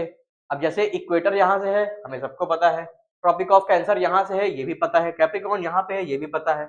और ये होते हैं क्या, ये होते हैं हाई लैटिट्यूड, ये होते हैं यहाँ पे हाई लैटिट्यूड, और ये पोलर रीजन। तो ज्यादातर जो सनशाइन होती है कहाँ होती है, के बीच में ही होती है ना, ये जो रीजन है, मतलब ट्रॉपिक ऑफ कैंसर से लेकर ट्रॉपिक ऑफ कैप्रिकॉर्न के बीच में। थोड़ा थोड़ा जो ऊपर वाला रीजन होगा, जैसे 5-10 डिग्री की अगर बात करें तो वहां पे भी कहीं ना कहीं देखने को मिल जाए। बट ज्यादातर रीजन में ये जो है हमारे रबर क्रॉप के लिए सबसे बेस्ट है, ठीक। तो आगे बढ़ रहे हैं कि भाई टेम्परेचर कितना हमने देख लिया, 25 डिग्री के आसपास टेम्परेचर बना रहना चाहिए। Rubber is an important industrial raw material, कि भाई टायर से लेकर तुम्हारे इरेजर में कहीं ना कहीं हमें वो देखने को मिलता ही मिलता है। केरल हो गया मेजर प्रोड्यूसिंग स्टेट, तमिलनाडु और कर्नाटक हो गया। कहाँ कहाँ ग्रो होता है ये भी देख लो, अंडमान एंड निकोबार आइलैंड, गारो खासी और हिल्स ऑफ मेघालय। क्यों, क्योंकि यहाँ पे वाटर अच्छा खासा है ना, वाटर का जो प्रोडक्शन मतलब जो रेनफॉल होती है सही अमाउंट में होती है, ठीक। फाइबर क्रॉप की बात कर रहे थे कि मेजर फाइबर क्रॉप कौन कौन सी है, जूट बताई ना, जूट हो गया, कॉटन हो गया, रबर हो गया, ठीक है, हेम्प नेचुरल सिल्क हो गई। तो कॉटन जूट है सॉइल बेस्ड होती है, इनको कहाँ चाहिए, सॉइल में रिक्वायरमेंट है। Natural silk obtain from the silk worm होते हैं, सिल्क वॉर्म होते हैं बेसिकली, जो उनको उनसे यूज किए उससे निकाला जाता है। Rearing of a silk worm is called a sericulture. ये भाई बहुत इंपॉर्टेंट है कि सेरीकल्चर क्या होता है, हॉर्टिकल्चर क्या होता है, विटीकल्चर क्या होता है, ये सारे से सारे एक बार आप देख लेना, ठीक है। कॉटन, कॉटन का है कि वही ओरिजिनली होम है कॉटन का हमारा इंडिया, कॉटन का प्रोडक्शन अच्छा ज्यादा सबसे अच्छा होता है, ब्लैक सॉइल में होता है। ब्लैक सॉइल को और किस नाम से आता है, रेगुलर सॉइल भी बोलते हैं, कर्नोजम भी बोलते हैं, ये भी याद रख लो। कॉटन टेक्सटाइल इंडस्ट्री को प्रोवाइड करता है। 2017 में India was the second largest cotton producer after the China. भाई चाइना तो सबसे ज्यादा है, उसके बाद हमारा इंडिया भी हो जाता है ब्लैक कॉटन में। और जो कि डेक्कन प्लेट्यू में क्या था कि जब लावा का फ्लो हुआ था, फिर उसके बाद लेयर बाय लेयर वहां पर जम गया वो लावा, फिर उसके बाद इरोजन की वजह से वो ब्लैक सॉइल आज के आज हमें वहां पे देखने को मिलती है। रिक्वायरमेंट क्या है, हाई टेम्परेचर होना चाहिए, लाइट रेनफॉल या फिर इरिगेशन वगैरह यूज कर सकते हो, 210 फ्रॉस्ट फ्री डे, मतलब भाई पाला ना पड़े ये सोच लो। ब्राइट सनशाइन, सनशाइन भी अच्छी खासी वहां पे होनी चाहिए उसके लिए, तभी भाई अच्छा ग्रो कर पाएगा, अदरवाइज वो ग्रो अच्छा सा नहीं करेगा। और ये क्या है बेसिकली, खरीफ क्रॉप में आता है, ठीक है। खरीफ क्रॉप और कितना टाइम लेता है अप्रॉक्स, 6 से 8 महीने का टाइम होता है मैच्योर होने के लिए, ठीक। मेजर प्रोड्यूसिंग स्टेट कौन से हैं, महाराष्ट्र, गुजरात, मध्य प्रदेश, कर्नाटक, आंध्रा एंड तेलंगाना, यहाँ पे ज्यादातर होता है। तमिलनाडु, पंजाब एंड हरियाणा वगैरह में भी आपको अच्छा खासा कॉटन प्रोडक्शन देखने को मिलेगा। अब जूट की बात कर लो, गोल्डन फाइबर कहते हैं, बहुत इंपॉर्टेंट चीज है। What is the other name of a jute, तो ये याद रख लेना कि भाई गोल्डन फाइबर कहते हैं किसको, जूट को, ठीक। Well drained fertile soil of flood plain, जो फ्लड प्लेन वाले एरिया है जहां पे कह सकते हो कि रिवर वगैरह जाके अपना डिपोजिशन क्रिएट करती है, तो वहां का जो बेसिकली क्या फ्लड प्लेन हो जाता है ना, वहां पे क्या होता है, अब जैसे फ्लड प्लेन से और भी समझ सकते हो कि वो एरिया जो रिवर के कोर्स के किनारे आते हैं, और कहीं ना कहीं वहां पे जो उनका सिल्ट सैंड प्रोडक्शन है, सिल्ट सैंड जो डिपोजिशन है वो काफी अच्छा होता है, ठीक है। तो उसकी बात करें तो वहां की सॉइल जो भी मिलती है वो काफी फर्टाइल होती है, ठीक। Soils are renewed annually by flood, वही की फ्लड वगैरह आती है, सिल्ट वगैरह लेके जाती है और जमा करती है, तो भी जो फ्लड प्लेन होते हैं वहां पे सारी चीजें जमा हो जाएंगी। हाई टेम्परेचर चाहिए during the growth.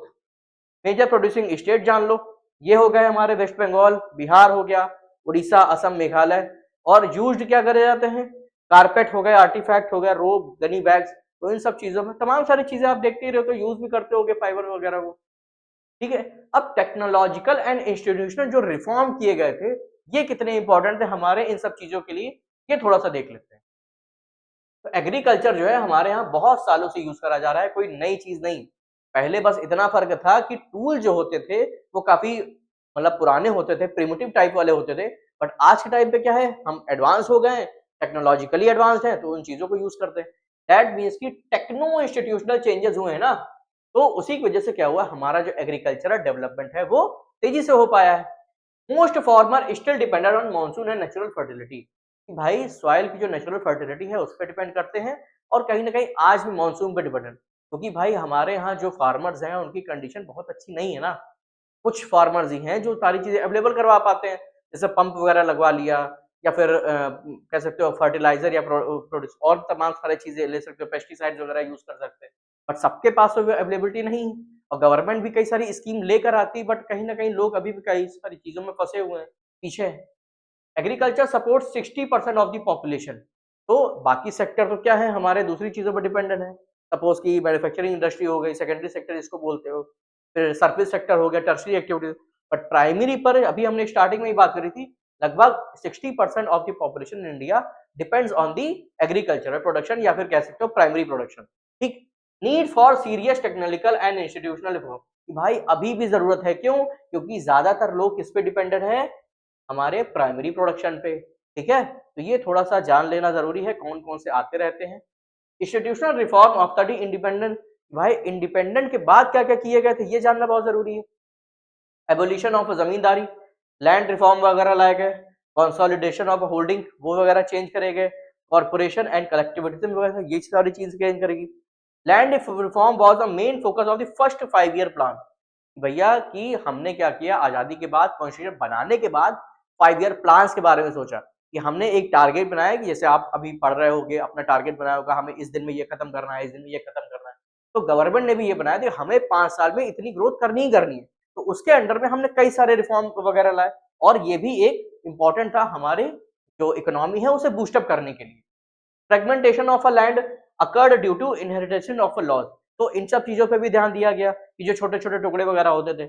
Land reform laws were made but implementation was weak. कि रिफॉर्म जो थे वो तो बड़े अच्छे थे, लेकिन इम्प्लीमेंटेशन का जो तरीका था वो उतना ज्यादा नहीं हो पाया, या फिर कह सकते हो वो कारगर उतना नहीं रहा जितना हमने पहले सोचा था।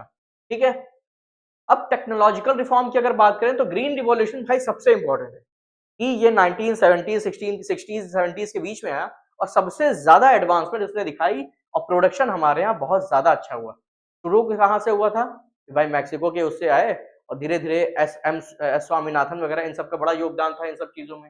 नॉर्मन बोरलॉग वहां जो मैक्सिको में थे। एग्रीकल्चरल रिफॉर्म में सबसे पहले वही 1960 70 के आसपास ग्रीन रिवॉल्यूशन था, कि भाई पैकेज था टेक्नोलॉजी का, इसके बिहाफ पे क्या हुआ, हमारे यहाँ जो प्रोडक्शन हुआ एकदम से बूम कर गया वो। ठीक है, white revolution, operation flood to boost milk के लिए। तो इसी तरीके के कई डिफरेंट रिवॉल्यूशन लाए गए ना, तो उसी के लिए बात हो रही है। लिमिटेड टू सेलेक्टेड रीजन में हुए, कि क्योंकि हर जगह अवेलेबिलिटी नहीं थी ना, कि हर जगह हमें वो डाइवर्सिटी एक तो इतनी है अपने इंडिया में, हर जगह वो फैसिलिटीज प्रोवाइड नहीं हो पा रही है, क्योंकि हर जगह सॉइल का प्रोडक्शन अलग है, सॉइल की फर्टिलिटी अलग है। मतलब बेसिकली कह सकते हैं ना कि क्लाइमेट के बेसिस पे सारी चीजें हैं, और हर जगह हमें डिफरेंट डिफरेंट देखने को मिल रही है। तो इस वजह से सारी चीजें करना हर जगह तो पॉसिबल नहीं होता है। फिर 1980 से 1990 में कई सारे रिफॉर्म और भी करे गए। Comprehensive land development programme launch किए गए। ठीक है, इंस्टीट्यूशनल एंड टेक्निकली रिफॉर्म भी लाए गए, ताकि हम उन चीजों को जो अभी तक प्रॉब्लम फेस कर रहे थे उनसे कहीं ना कहीं उबर पाए। तो बस ये था कि पहले भी अच्छे बनाए गए थे, बट इंप्लीमेंट नहीं हो पा रहे थे अच्छे से, ये जानना जरूरी था।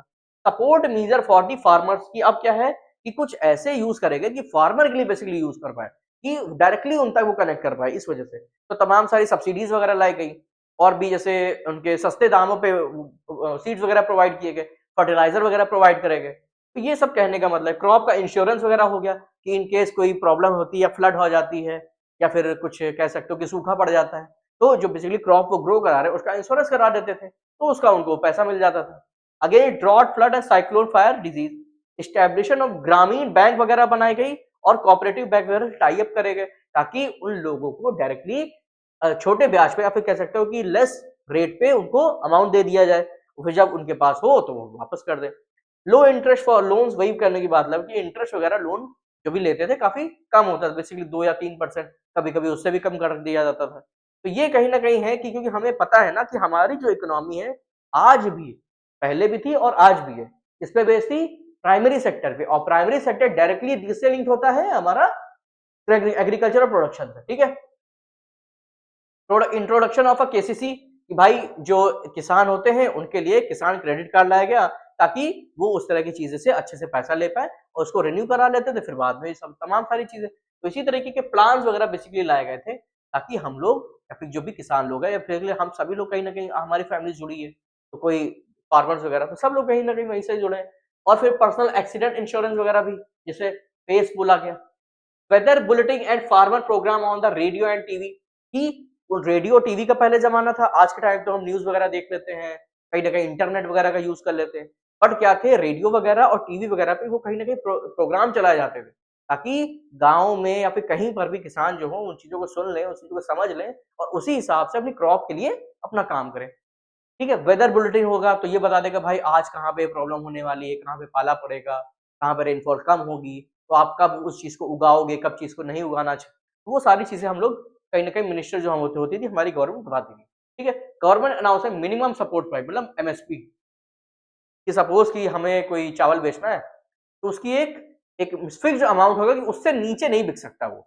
अब जैसे हमने किसी चीज का 20 रुपए दाम लगा दिया, अब 20 रुपए से वो नीचे नहीं बिकेगा, अगर बिकना है तो ऊपर ही बिकेगा जाके। तो उससे ना तो फिक्स है कि अगर किसान कुछ लगा रहा है तो उससे कम उसको नहीं मिलना है, मतलब उसका नुकसान नहीं होना चाहिए, तो कुछ ऐसा। तो मिनिमम सपोर्ट प्राइस वगैरह इस तरह फिक्स करे जाते थे। MSP help prevent exploitation by the middle man and the specular, तो वही कहने का मतलब है ताकि उन चीज लोगों को नुकसान नहीं हो पाए। ठीक, तो ये तमाम सारी चीजें हैं, काफी बेटर थी, आप एक बार देख सकते हो। भूदान भूदान और ग्रामदान मूवमेंट वगैरह कराया गया था। आचार्य विनोबा भावे जिनका बड़ा नाम था, ठीक है, was declare the spiritual heir of Mahatma Gandhi. ठीक, तो उन सब चीजों को फॉलो करते थे लोग, उनके लोगों के आइडियाज वगैरह, तो उन सब चीजों की तरह से तो तमाम सारी चीजें लाई गई। He was leading satyagraha and supporter of the gram swaraj, तो तमाम सारे जो इंडिपेंडेंट के टाइम पे लोग थे तो कहीं ना कहीं लोग एक दूसरे की आइडियोलॉजी से प्रभावित हुए थे, काफी इन्फ्लुएंस होते थे। तो उनका ये मानना था कि हमारे जो लोग होंगे अगर हम उनके लिए नहीं सोचेंगे तो बाहर से कोई नहीं आ रहा है सोचने के लिए, तो हमें अपने लोगों के लिए डिफरेंट डिफरेंट प्रोग्राम लाने पड़ेंगे, उनको अवेयर करना पड़ेगा, तमाम सारी पॉलिसीज बनानी पड़ेंगी, प्रोग्राम लाने पड़ेंगे, उनको अवेयर करना पड़ेगा। ये बहुत इंपॉर्टेंट होता है समझाने के लिए। ठीक है, तो आफ्टर गांधी जी के मृत्यु के बाद पद यात्रा वगैरह उन्होंने चलाई ताकि इन सब चीजों को लोगों तक पहुंचाया जा सके, सबको समझाया जा सके। ठीक है, spread Gandhian ideal and help the lands near less poor, कि जिनके पास जमीन नहीं होती थी तो उनको जमीन प्रोवाइड करा दो, और कहीं ना कहीं कहने का मतलब है कि सबके पास अगर जमीन हो तो प्रोडक्शन सब लोग अच्छा कर पाएंगे, तो कोई गरीब नहीं रहेगा या फिर अपना भरण पोषण वो अच्छे से कर सकता है। ठीक है, Bhoodan movement incident took place, Andhra Pradesh का जो पूचमपल्ली वाला जो भी रीजन है आप देख लो, पोचमपल्ली वाला basically, landless villager demanded land for livelihood, कि भाई भाई इनके पास जमीन ही नहीं है तो अपने भरण पोषण के लिए उनको भाई जमीन दे देते थे लोग जिनके पास बहुत ज्यादा होती थी। तो श्री रामचंद्र रेड्डी डोनेटेड 80 एकड़ of land to 80 landless villager, मतलब सबको कहीं ना कहीं थोड़े थोड़े जमीन दे दी गई थी। ठीक, ये इंपॉर्टेंट चीजें हैं, ये थोड़ा सा एक बार देख सकते हो।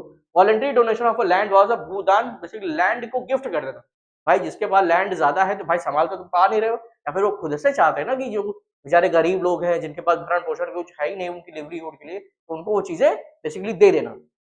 फिर ग्राम दान मूवमेंट, जमींदारों ने इंटायर विलेज भी दे देते थे कि भाई जिनके पास जमीन नहीं है पूरा पूरा गांव ले जाओ और वहां पे अपना खेती करो, अपने जीवन यापन के अपने अलग अलग तरीके देख सकते हो। This system was known as a gram daan, basically village gift कर दिया जाता था। Many land owner donated and land due to fear and land ceiling act, तो भाई जो लैंड ओनर थे तो कुछ लोगों ने तो भाई जो एक्ट आया उसके डर के मारे दे दिया, और कुछ लोग अच्छे थे, अच्छे तो क्या ही होंगे, बहुत कम ही लोग होंगे, ज्यादा तो लोग डर के ही देते, लेकिन नहीं नहीं अभी भी कहीं ना कहीं अच्छाई बची हुई है हमारे लोगों में। तो उस बिहाफ पे भी लोगों ने जो भूदान कह लो ग्राम दान कह लो बेसिकली उन्होंने किया। The Bhoodan Gramdan movement is known as the bloodless revolution, तो ब्लडलेस रिवॉल्यूशन क्या है ये देख लेना कि भैया किसे बोला गया ब्लडलेस रिवॉल्यूशन। अरे ये लिखा हुआ है बेसिकली, आप एक बार देख लो कि कहाँ है। ठीक, तो कहने का मतलब है कि सिंपल चीजें हैं, ज्यादा कुछ इतना है नहीं। तो हमारे लिए जो रिसोर्सेज हैं क्यों इंपॉर्टेंट है, क्या क्या डिस्ट्रीब्यूशन है, क्या क्या क्लासिफिकेशन है, तो ये जानना जरूरी है। तो चैप्टर हो चुका है खत्म, आई होप समझ आ गया होगा। क्वेश्चन आंसर अटेम्प्ट करना, पूरे पूरे नोट शॉर्ट में पड़े हुए हैं। बाकी तमाम सारी चीजें हैं, कमेंट बॉक्स में डाल सकते हो, तमाम सारी चीज जो भी समझनी है सब बता सकते हो, सारी चीज का सॉल्यूशन हमारे पास है। तो कैसा था रिस्पॉन्स, लाइक करो, कमेंट करो, जो समझ में आया आप कर सकते हो, सब्सक्राइब कर लो। और उसके बाद जो ऐप की चीजें हैं वो आप देख सकते हो, बाकी चीजें जो भी अवेलेबल होंगी सब मिलती रहेंगी। टाइम अभी हमारे पर्याप्त है, कुछ चीजों में बिजी हो तो परेशान मत होना, ठीक है। सारी चीजें ऑन द वे हैं, सब टाइम टू टाइम मिल जाएगा, इतना लोड लेने की जरूरत नहीं है। अपना पढ़ाई करते रहो, टेंशन मत लो, चीजों को प्लान्ड वे में पढ़ो। अब ये नहीं पढ़ना है कि इधर से भी उठा ले उधर से भी उठा ले, नहीं, चीजों को सेलेक्ट करो, जहां सही पढ़ो मन से पढ़ो, इतना लोड मत लो, अच्छे से पढ़ते रहो। और बताओ कैसा था, आपको कैसा लगा वीडियो वगैरह, बता सकते हो, फीडबैक वगैरह जो देना है दे सकते हो। थैंक यू सो मच, मिलते हैं किसी दूसरे वीडियो में। Good night.